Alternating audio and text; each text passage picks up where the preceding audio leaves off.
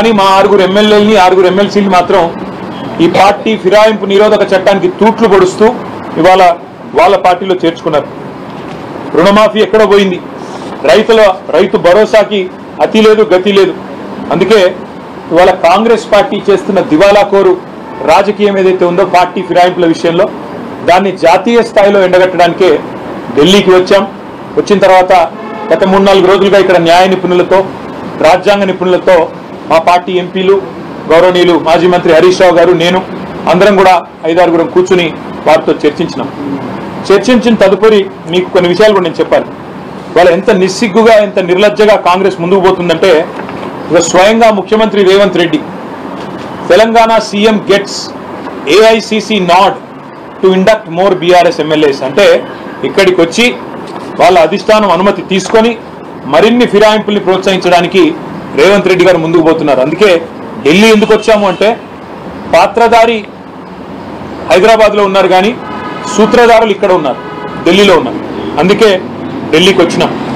విచిత్రం ఏమంటే ఇదే కాంగ్రెస్ పార్టీ ఒకసారి కాదు, హిమాచల్ ప్రదేశ్లో వాళ్ళ 6 ఎమ్మెల్యేలు పార్టీ మారి బీజేపీకి రాజ్యసభ ఎన్నికల్లో ఓటేస్తే వారి మీద వేటేయండి అని సుప్రీంకోర్టును ఆశ్రయించింది ఇదే కాంగ్రెస్ పార్టీ.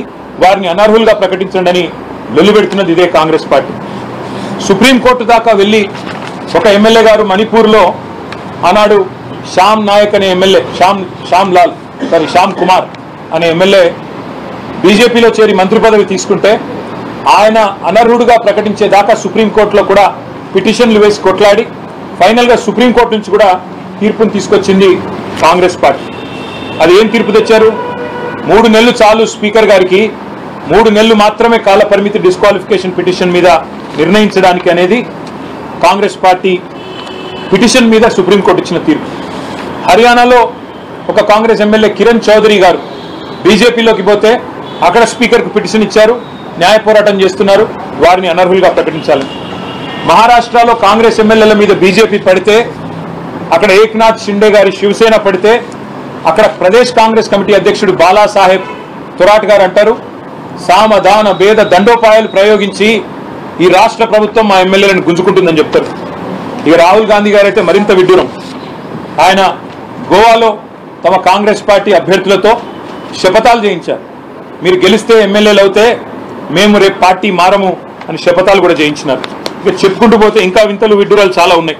ముఖ్యంగా ఆయన సిద్ధరామయ్య గారు ఆయన అంటారు 50 కోట్లు ఇస్తున్నారు కర్ణాటకలో కాంగ్రెస్ ఎమ్మెల్యేలకు, బీజేపీలో లాక్కుంటున్నారు అని సిద్ధరామయ్య గారు ఆయన కూడా ఒక స్టేట్మెంట్ ఇచ్చారు. ఇది స్పీకర్ గారు ఇచ్చిన తీర్పు, సుప్రీంకోర్టు స్పీకర్కి ఇచ్చిన తీర్పు. Speaker needs only 3 months to decide, అంతకంటే ఎక్కువైతే సుప్రీంకోర్టు తీర్పును ఉల్లంఘించినట్టు అవుతుంది. మేము దానం నాగేందర్ గారి మీద ఇచ్చిన పిటిషన్ మార్చి 18 నాడు ఇచ్చాం. జూన్ 18 కల్లా స్పీకర్ గారు తేల్చి ఉండాలి, తేల్చలేదు. మేము హైకోర్టుకు పోయాము, హైకోర్టులో ఇవాళ ఆ పిటిషన్ విచారణలో ఉంది. హైకోర్టులో న్యాయం జరుగుతుంది అనే బలమైన నమ్మకం మాకుంది. ఒకవేళ జరగకపోతే తప్పకుండా సుప్రీంకోర్టుకు వచ్చే ఆలోచన కూడా మాకుంది. ఇంకా విచిత్రమైన విషయం, రాహుల్ గాంధీ గారు ఆయన పార్టీ ఇది హైదరాబాద్ వేదికగా, తుక్కుగూడ వేదికగా జాతీయ మేనిఫెస్టో, కాంగ్రెస్ పార్టీ యొక్క జాతీయ మేనిఫెస్టో న్యాయపత్ర అనే పేరిట తెలంగాణలో ఆవిష్కరించారు. అందులో ఏం చెప్పినారు? We promise to amend the 10th schedule of the Constitution and make defection an automatic disqualification of membership in Assembly and Parliament. అంటే వారి ఉద్దేశం ఏమంటే ఎవరైనా ఒక ఎమ్మెల్యే ఒక పార్టీలో గెలిచి ఇంకో పార్టీలో పోతే, ఎవరైనా ఒక ఎంపీ ఒక పార్టీలో గెలిచి మరో పార్టీలో పోతే ఆటోమేటిక్గా సంఖ్యతో నిమిత్తం లేకుండా ఆయనను అనర్హుడుగా ప్రకటించి ఆయన పదవి ఊడిపోవాలి. ఇది మేము దానికి కట్టుబడి ఉన్నాం, రాజ్యాంగ సవరణ చేస్తామని జాతీయ మేనిఫెస్టోలో హామీ ఇచ్చారు. రాహుల్ గాంధీ గారికి నిజంగా కూడా ఆస్కార్ అవార్డు ఇవ్వాలి. ఎందుకంటే ఏ తుక్కుగూడలో అయితే ఈ తుక్కు మాట చెప్పారో అదే వేదిక మీద దానం నాగేందర్ ఉంటాడు, కాంగ్రెస్ కండువా కప్పుకొని బీఆర్ఎస్ టికెట్ మీద గెలిచి. అదే వేదిక మీద తెల్లం వెంకట్రావు గారు ఉంటారు, అదే వేదిక మీద కడియం శ్రీహరి గారిని కూడా కూర్చోబెట్టుకుని ఒకవైపేమో రాజ్యాంగానికి తూట్లు పొడుస్తూ మరొక వైపు రాజ్యాంగం పట్టుకొని డ్రామా చేస్తున్నందుకు ఖచ్చితంగా రాహుల్ గాంధీ గారికి ఆస్కార్ అవార్డు కూడా ఇవ్వాలి. మీరు చూడండి, ఒకవైపు ఈ డ్రామా, రాజ్యాంగం పట్టుకొని ఆయన ఏదో రాజ్యాంగ సంరక్షకుడు, నేనే కాపాడుతున్నా ఈ దేశంలో రాజ్యాంగం, మోడీ గారు ఏదో నాశనం చేస్తున్నట్టు పార్లమెంట్లో బిల్డప్. 2 కిలోమీటర్ల దూరంలో ఉన్న ఏఐసిసి ఆఫీస్కి వచ్చి పోచారం శ్రీనివాసరెడ్డి గారిని మరి ఈరోజు చేర్చుకున్నారు. ఆయారాం గయారాం పోయింది, ఇప్పుడు పోచారం కాడి దాకా వచ్చింది. ఇది ఈరోజు రాహుల్ గాంధీ నిజరూపం. రాహుల్ గాంధీ రాజ్యాంగం పట్టుకోవడమే కాదు, రాజ్యాంగం అప్పుడప్పుడు చదవాలి, రాజ్యాంగ స్ఫూర్తి ప్రకారం నడవాలి. అదే మాదిరిగా ఇంకా విచిత్రం, అసలు ఇవాళ ఒకరు కాదు, మా ఎమ్మెల్యేల ఇళ్లకు పోయి ఒక్కొక్కరింటికి ముఖ్యమంత్రి స్వయంగా పోయి పోచారం ఇంటికి, ఇంకా కేశవరావు గారి ఇంటికి పోయి ఎమ్మెల్యేల ఇళ్లలో పోయి బతిమలాడి భయపెట్టి వారికి ఏమేమో ఇచ్చి, మరి సిద్ధరామయ్య చెప్పినట్టు 50 ఇస్తున్నారా ఎక్కువ ఇస్తున్నారా మాకు తెలియదు, మేము ఆరోపిస్తలేము, సిద్ధరామయ్య గారు చెప్పిన దాన్ని కోట్ చేస్తున్నాను నేను. ఆ రకంగా ఇవాళ కాంగ్రెస్ పార్టీ దుర్మార్గంగా వ్యవహరిస్తూ ఉంది, రాజ్యాంగ స్ఫూర్తికి విరుద్ధంగా వ్యవహారం చేస్తూ ఉంది, చట్టానికి విరుద్ధంగా వ్యవహారం చేస్తూ ఉంది. అందుకే తెలంగాణలోనే న్యాయపత్రం అంటారు, చేసేది మాత్రం అన్యాయం.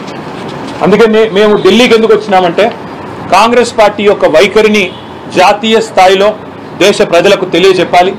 ఏ ఒక్క ఆప్షన్ కూడా వదిలిపెట్టకుండా జాతీయ స్థాయిలో కాంగ్రెస్ బీజేపీ రెండూ ఒకటే, ఎవరికి అనుకూలంగా ఉన్నప్పుడు వాళ్ళు ఆ రకంగా ప్రవర్తిస్తున్నారు అనే మాట చెప్పడానికి వచ్చినాం. దాంతోపాటు ఇది కేవలం మొదటి అడుగు మాత్రమే. దీని తర్వాత తప్పకుండా ఒకవేళ హైకోర్టులో న్యాయం లభిస్తుందని నమ్ముతున్నాం, తప్పకుండా న్యాయం గెలుస్తుంది. దానం నాగేందర్ గారితో పాటు పార్టీ మారిన 6 ఎమ్మెల్యేలు కూడా వెంటనే డిస్క్వాలిఫై చేస్తారని నమ్ముతున్నాం. ఎందుకంటే మా పార్టీ టికెట్ మీద ఎమ్మెల్యేగా గెలిచారు, మళ్ళీ ఆయనే రాజీనామా చేయకుండా సికింద్రాబాద్ ఎంపీగా కాంగ్రెస్ పార్టీ టికెట్ మీద బీఫామ్ మీద పోటీ చేశారు. అంతకంటే ఓపెన్ అండ్ షట్ కేసు అయితే ఏమి ఉండదు. ఇందులో ఇంకేదో చదవడానికి కానీ అర్థం చేసుకోవడానికి కానీ ఇంకేం లేదు. కాబట్టి మేము ఆలోచిస్తున్నది న్యాయం లభిస్తుంది హైకోర్టులో అని. ఒకవేళ లభించకపోతే సుప్రీంకోర్టుకు వస్తాం. సుప్రీంకోర్టులో కూడా తొందరలోనే పిటిషన్ కూడా వేయడానికి కూడా అన్ని సిద్ధం చేసుకుంటున్నాం. చాలామంది రాజ్యాంగ న్యాయ నిపుణుల్ని కూడా సంప్రదించినాం. అదే మాదిరిగా ప్రెసిడెంట్ ఆఫ్ ఇండియాను కూడా అవసరమైతే కలుస్తాం. మా పార్టీ లీడర్లందరూ కూడా వస్తాం. ప్రెసిడెంట్ ఆఫ్ ఇండియా గారిని కలుస్తాం, ఎలక్షన్ కమిషన్ పెద్దల్ని కలుస్తాం, అదేవిధంగా అవసరమైతే లోక్సభ స్పీకర్ని, రాజ్యసభ చైర్మన్ని కూడా కలుస్తాం. ఏ రకమైన వ్యవహారం తెలంగాణలో నడుస్తుందో, కాంగ్రెస్ నిర్వాహకం ఏందో జాతీయ స్థాయిలో ఎండగడతాం.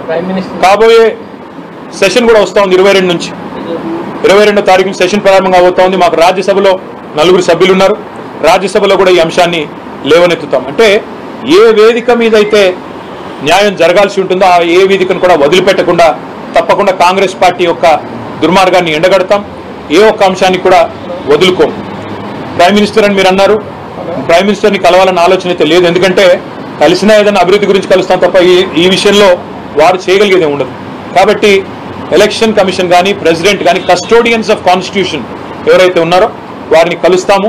కలిసి తప్పకుండా జాతీయ స్థాయిలో మాకు తెలంగాణలో జరుగుతున్న నిర్వాహకం ఏదైతే ఉన్నదో దీన్ని ఎండగడతామని చెప్పి కూడా మీకు తెలియజేస్తూ సహకరించిన తెలుగు మీడియా సోదరులకు కూడా పేరు పేరున ధన్యవాదాలు. నమస్కారం.